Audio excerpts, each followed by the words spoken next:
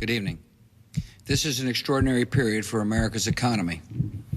Over the past few weeks, many Americans have felt anxiety about their finances and their future. I understand their worry and their frustration. We've seen triple-digit swings in the stock market. Major financial institutions have teetered on the edge of collapse, and some have failed. That was President Bush's urgent message to Americans following a worldwide economic meltdown that would last years. This event in 2008, as we would later see, laid the foundation for what is considered history's largest bubble, commonly referred to as the everything bubble. Instead of one area of the markets becoming severely inflated just as housing was in 2008, we today see bubbles in almost every single sector across the board. The S&P 500 has had strong growth since the Great Recession, and in recent years, the returns have been parabolic. Despite this, average Americans have not really benefited from this rapid rise, and it's easy to see why. Most average everyday people do not rely on stocks as a significant portion of their net worth. In fact, it could be argued that most Americans have a negative net worth, as loans and poor financial planning have resulted in many families living paycheck to paycheck, struggling to make interest payments on massive, unnecessary loans. Rich people, on the other hand, have enjoyed a decade of nirvana. Since 2009, the share of total assets held by the top 1% has increased from 22% to nearly 29%.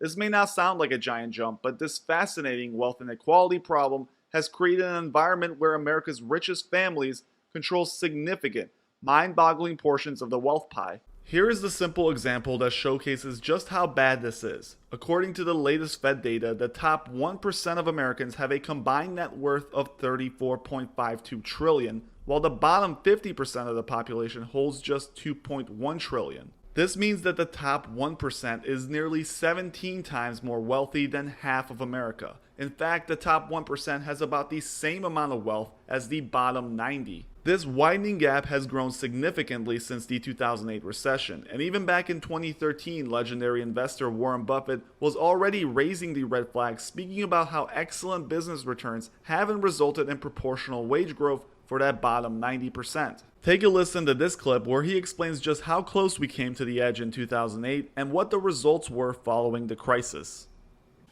Business has come back very well from 5 years ago when the panic hit. And it was a panic like nobody's ever seen. I mean, whatever you think about it, it was worse. I'm dead serious about that. We were right on the edge of the cliff. And fortunately, I give enormous credit to both Ben Bernanke and Hank Paulson and Tim Geithner. And frankly, even though I didn't vote for him, never voted for him, President Bush, you know, I don't know how many of you have studied economics, but in Adam Smith they talk about comparative advantage, and Keynes talked about animal spirits and all those people. But President Bush really came out with the great economic insight of all times, and he did it in 10 words in September of 2008. He went out there from the White House and he said, "If money doesn't loosen up, this sucker could go down." And I mean, that goes right up there. Tear down those plaques of Adam Smith. and he backed up those fellows. And so we've come back from it. But business has come back. You know, a lot of companies are having record profits, including many of ours. And the American populace as a whole has not come back. I mean, inequality is getting wider.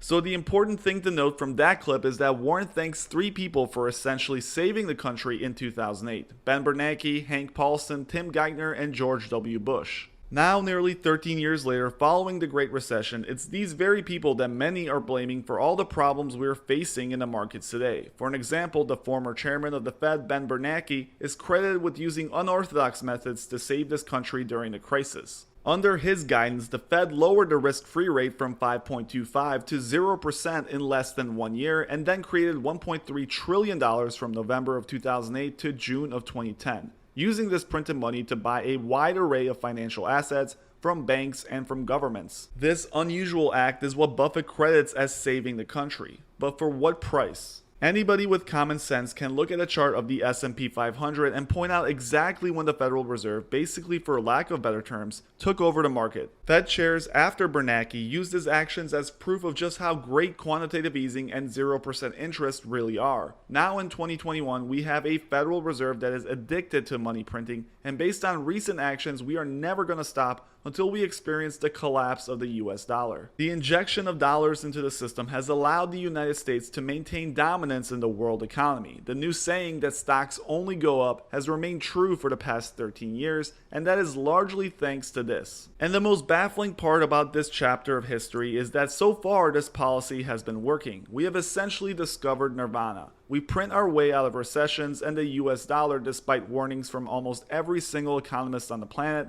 remains strong and stable. However, deep in the minds of Warren Buffett, Ben Bernanke, and George Bush, the truth lingers. What they are attempting is truly audacious, an act that goes against every single principle known to man. Some would even argue an act of evil. Through various medical and biological advancements, our society has discovered ways to prevent life, prolong life, create life, and clone life. With our military technology, we have learned to win wars without losing a single soldier, and through our innovations and understanding of monetary and fiscal policy, we think we have learned ways of preventing economic depressions. Our leaders make promises of prosperity for all. The world's smartest people argue for a utopian Earth, and economics is part of that plan. Actions to me to show signs of a dying society. The general consensus is that God was a great instructor, but we no longer need him. We take over from here. Unfortunately, if you look at history, that usually signals the demise of a civilization. While I'm not arguing that the end is around the corner, I do believe, as Charlie Munger has pointed out, we have already surpassed the apex as a great power, and our economic policies are another piece of evidence that this is true.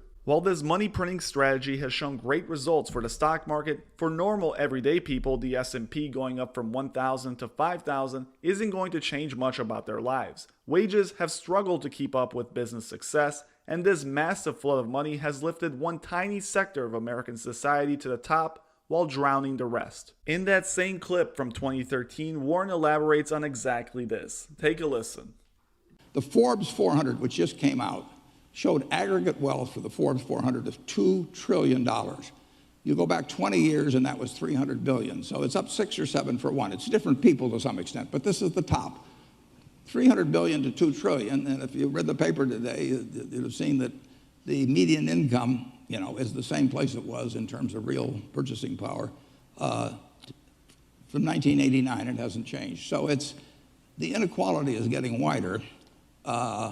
The rich are doing extremely well, extraordinarily well, and business is doing well. Business profit margins are terrific compared to the record historically. Business returns on tangible equity are terrific, but most, a great many people in our country, if you take the bottom 20% of households, that's 24 million households or something like that, housing, close to about 60 million people.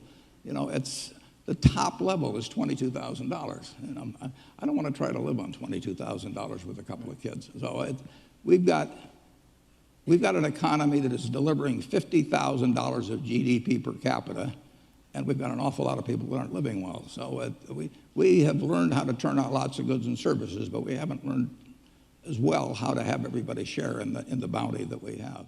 So what will be the end result of these policies? Even back in 2013, many, including Berkshire, were skeptical about this experiment. Yet nearly 8 years later, things are still chugging along. As mentioned earlier, the US dollar remains stable and strong relative to the rest of the world, and even a worldwide pandemic wasn't enough to cause a long-lasting depression. Instead, we saw the Fed double down and print even more money. The interest-free rate since the Great Recession has remained zero. Only for a small period between 2016 and 2019 did the government try to carefully raise the rate. But before they could even get to 2.5%, they had to send it back down, and this was all pre-pandemic. Many experts and analysts look at this period as proof of the inevitable, evidence that we simply cannot afford to raise the rates or taper. According to Peter, J. Powell would rather implode the currency and raise inflation than taper and ruin the economy. This is why you will hear him repeat over and over again that the Fed is stuck between a rock and a hard place. Since the Great Recession, they have jumped into a hole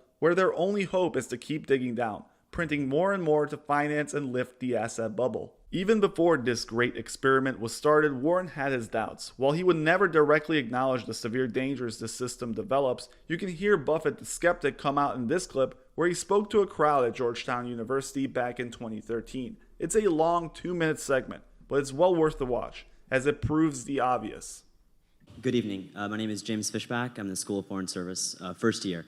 It's no doubt that you're an outspoken fan of Ben Bernanke, but he's going to be stepping down in January of next year.